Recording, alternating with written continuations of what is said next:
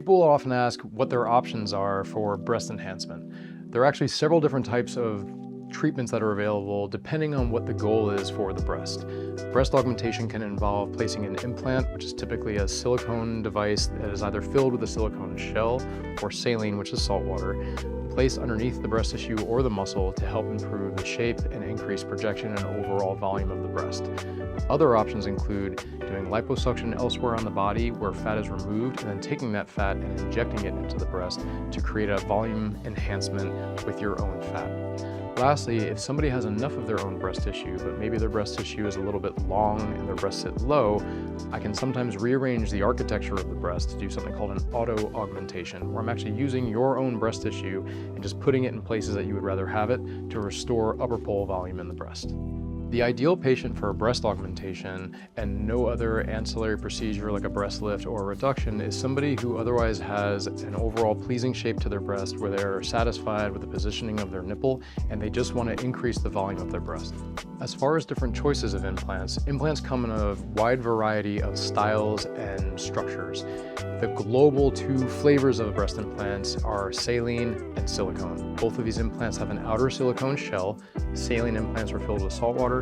Silicone implants are filled with a silicone gel.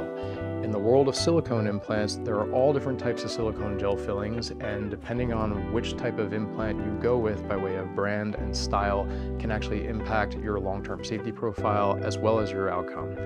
On the saline implant side, there are classic saline implants, which is just essentially a silicone water balloon. Then there are different saline implants that actually have different chambers to help it feel a bit more natural, and that may also be an option for most patients. The most important thing to do is seek a consultation with an experienced surgeon who can help guide you through the decision-making process in this regard. When it comes to selecting a breast augmentation surgeon, if it's something that you're interested in, I would highly recommend that you find a board-certified plastic surgeon. That is somebody who is certified by the American Board of Plastic Surgery. I would also highly recommend that you ask a surgeon if they have admitting privileges in a hospital for doing the procedure, whether they plan on doing the procedure in an office-based surgical suite on site or in an accredited ambulatory surgery center. Sometimes people will ask, how long does a breast enhancement take?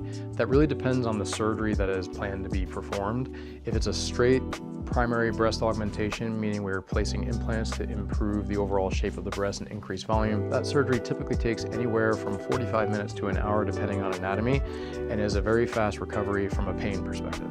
Patients will typically ask about recovery process after going a breast augmentation surgery.